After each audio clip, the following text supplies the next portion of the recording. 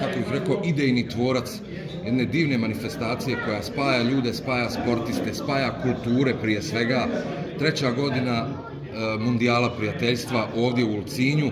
Želim prije svega da vam čestitam, ali i da vas pitam kako 500 ili 600 ljudi dovesti na jedno mjesto u istih nekoliko dana. Hvala vam još jedanput i na pažnji i na odvojenom vremenu da dođete, da nas podržite i ovaj sami događaj, kao što ste rekli, ova 3. godina, velike zasluge nosite vi i vaše kolege, jer ste nam od prve godine kad je sve to nastalo spontano, onako kad je bila nepoznanica za sve, dobili smo podršku, zainteresiralo je to medije, jer je to sve na temelju jednog entuzijazma, ljubavi i građanske podrške. Mundijal prijateljstva je način života naroda ovdje. Poštovanje, ljubav, respekt, tolerancija, znači na temelju toga je sve nastalo. Ja uopšte nisam imao ideju o tome, nisam neki kažu projekat. Ja to ne dozvoljam da je projekat, jer ja bi danas završio neđe u Hollywoodu, pravio bi biznis od toga.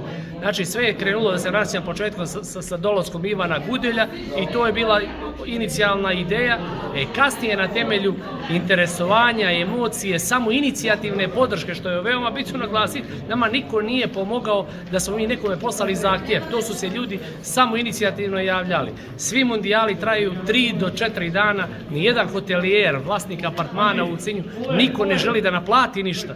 Čak su na nekim mjestima gdje su i malo veći broj gostiju, pa ljude pitamo da to mi nešto blažno, ljudi jednostavno neće da razgovaraju na tu temu.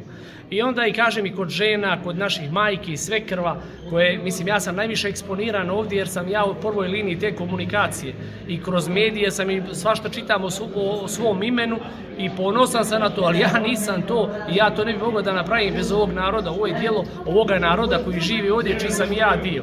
I ja sam Ulcinjanin. Tako da, ovo ste rekli sad 3. godina, nama je najveći faktor iznenađenja i najteže bilo u toj prvoj godini, jer smo svi mi bili nepoznanica i Ulcinj je nepoznanica za veliki broj građanki i građana iz sjevernog dijela regiona, nisu nikad ni dolazili ovam. Tako da je sad ovaj 3. mundijal dosta je bio olakšan put, makar u komunikaciji kome ste se god obratili, ljudi su već informisani o čemu se radi, da događaj postoji i tako. I mislim da je ovo poprimilo formu ovoga događaja samo zbog toga što je cijela zajednica uključena. Jer ovo nema smisla da vi sad dobijete hotel od 5 zvijezde i sada dobijete ne znam kakva sredstva, to nije forma ovo do. Znači, veličina ovog događaja je to što mi kažemo ovdje lezet ili ćef ili merak. Čitava zajednica je uključena, ljudi su ponosni ljudi kad bi nas kontaktirali ovako na ulici, riječima nastupaju: oprostite, molim vas, dozvolite nam da budemo u dio toga. Imam 2 stana, imam sina, daću ga u službu da vozi, da čeka transfere.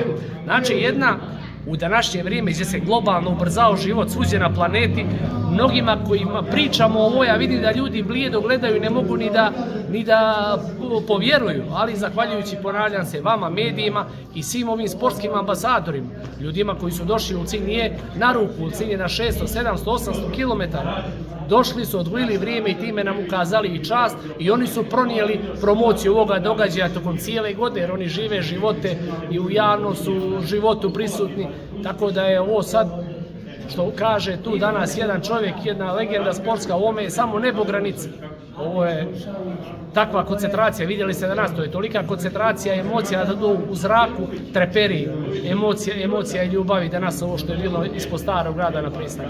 Vi ste osmislili program sportski, kulturni, ovo druženja i tako dalje, međutim ono što lično smatram da je možda i najbitnije, da u nekim ne tako lijepim vremenima kada volimo da se mnogo dijelimo, Pavle Pepđonović i ljudi koji organizuju ovaj događaj zapravo rade obratno, a to je da spajaju ljude.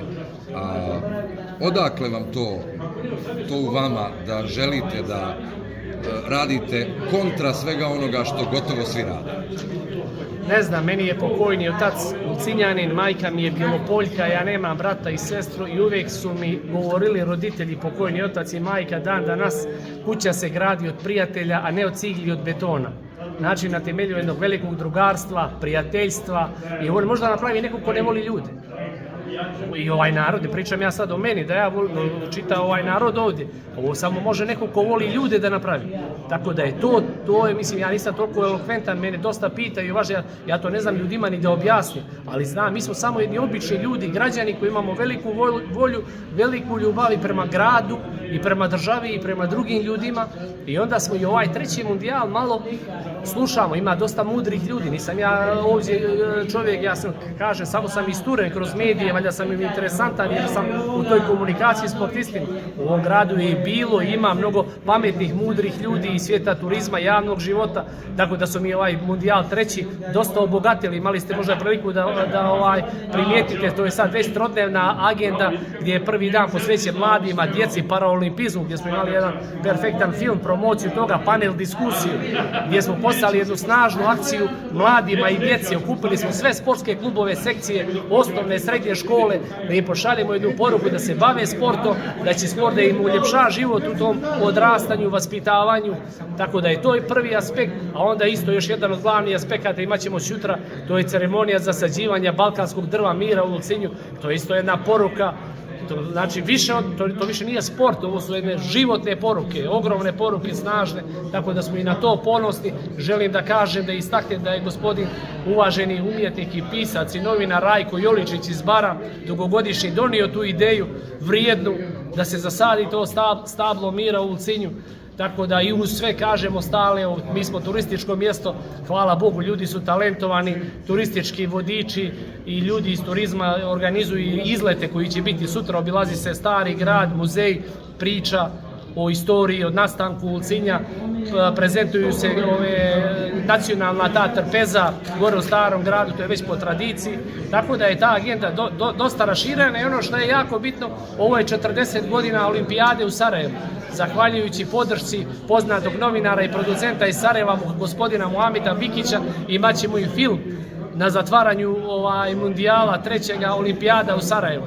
Tako da je cjelokupna priča jedna prava, mislim, onako emotivna, pametna, sa mnogo snažnih poruka od paraolimpizma, od djece, od mladih, od mira, onoga čega nam najviše danas treba.